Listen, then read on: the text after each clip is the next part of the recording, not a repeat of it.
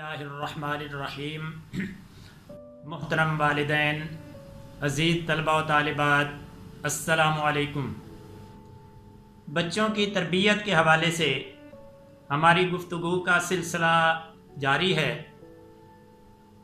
बच्चों की तरबियत के हवाले से आज हमारा मौजू है कि बच्चों की तहारत के हवाले से, पाकीज़गी के हवाले से किस तरह तरबियत की जाए। तो दोस्तों, ज़ाहिरी और बातनी निजासत से शरई उसूलों के ऐन मुताबिक पाकीज़गी हासिल करना, ये तहारत कहलाता है। तो तहारत जो है ये ईमान का आधा हिस्सा है। तहारत निस्फ ईमान है। तो इस हवाले से बच्चों की तरबियत करना बहुत ज़रूरी है। होता क्या है कि बच्चे जो है उनको पता नहीं होता, वालिदैन उनको बताते कुछ नहीं है। बच्चियों को कुछ पता नहीं होता कि अगर हम नापाक हो जाएं तो हमें पाकीज़गी किस तरह हासिल करनी है, हमें तहारत किस तरह हासिल करनी है। तो इस हवाले से बहुत ज़रूरी है कि असातिज़ा भी और वालिदैन भी बच्चों की तहारत के हवाले से तरबियत करें। तो कुरान हकीम में अल्लाह ताला ने तहारत के तरबियत करते हुए इरशाद फरमाया कि इन्नल्लाहा युहिब्बुत तव्वाबीना व युहिब्बुल मुततहिरीन, कि बेशक अल्लाह ताला जो है वो बहुत तौबा करने वालों से मोहब्बत फरमाता है और बहुत तहारत और पाकीज़गी हासिल करने वालों से भी मोहब्बत फरमाता है। तो ये कुरान मजीद में अल्लाह ताला ने हमारी तरबियत फरमाई है कि जो शख्स तौबा करने वाला है, जो बहुत ज़्यादा तौबा अल्लाह ताला की बारगाह में करता है और जो पाकीज़गी और तहारत इख्तियार करता है, तो उससे अल्लाह ताला की ज़ात जो है वो मोहब्बत फरमाती है। तो दोस्तों, आपके इल्म में है कि जब इंसान नापाक होता है, इंसान पाकीज़गी हासिल नहीं करता, तो उसके लिए खाना पीना, कोई भी इबादत करना वो जायज़ नहीं होती। तो इसलिए पाकीज़गी इख्तियार करना और पाकीज़गी के हवाले से बच्चों की तरबियत करना बहुत ज़रूरी है।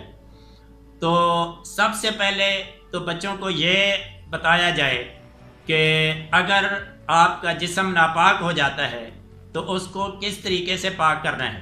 तो बच्चों को गुस्ल के फ़राइज़ के हवाले से बताया जाए कि गुस्ल के 3 फ़राइज़ हैं।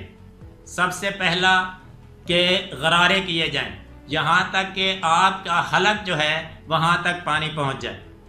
और दूसरा फ़र्ज़ जो है वो है नाक में पानी चढ़ाना, यहाँ जहाँ ये सख्त हड्डी है वहाँ तक पानी डालना, ये फ़र्ज़ है। और तीसरा जो है वो पूरे जिस्म पर पानी बहाना, यहाँ तक कि आपके पूरे जिस्म का एक बाल बराबर भी खुश्क ना रह जाए। तो ये बच्चों की तरबियत के हवाले से उनको बताना चाहिए कि ये 3 फ़राइज़ हैं। जब तक ये 3 फ़राइज़ अदा ना हों तो बेशक हम जितने मर्ज़ी महंगे साबन से, अपने शैम्पू से नहा लें, तब तक हमारा जिस्म जो है वो पाक नहीं हो सकता। तो पाकीज़गी जो है ये अल्लाह ताला को बहुत पसंद है। इसी तरह कुरान पाक में अल्लाह ताला ने फरमाया वथियाबका फतहिर, और अपने ज़ाहिर और बातिन के लिबास को पहले की तरह हमेशा पाक और साफ़ रखें। ये कुरान मजीद में अल्लाह ताला ने फरमाया। तो इसी तरह हुज़ूर नबी अकरम सल्लल्लाहु अलैहि वसल्लम की अहादीस मुबारका बच्चों को बताई जाएं, बच्चों को सुनाई जाएं तहारत के हवाले से, पाकीज़गी के हवाले से, कि हुज़ूर नबी अकरम सल्लल्लाहु अलैहि वसल्लम ने हमेशा पाकीज़गी और तहारत की ताकीद फरमाई है।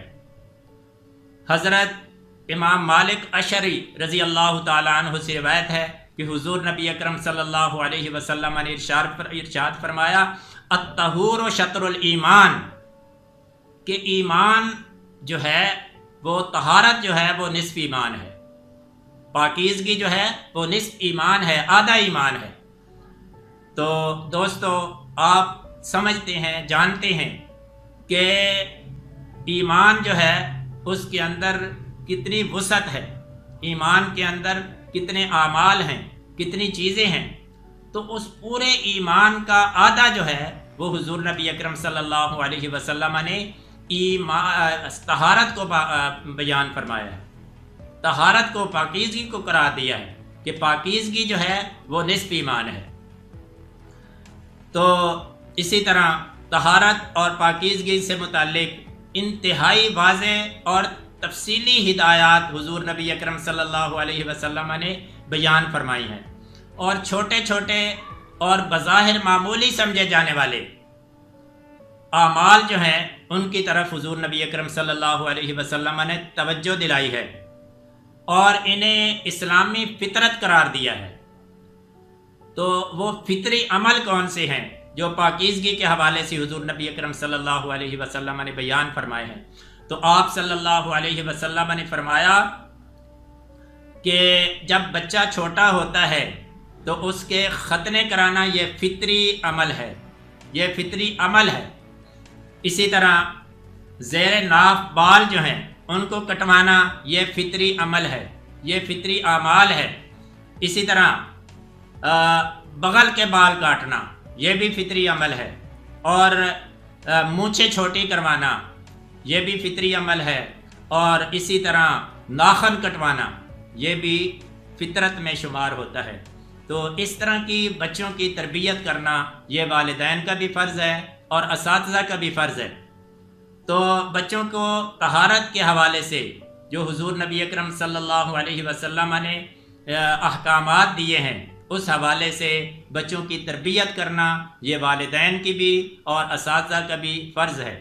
تو ہم کوشش کریں گے کہ اللہ تعالی ہمیں ان باتوں پر عمل کرنے کی توفیق عطا فرمائے۔ بس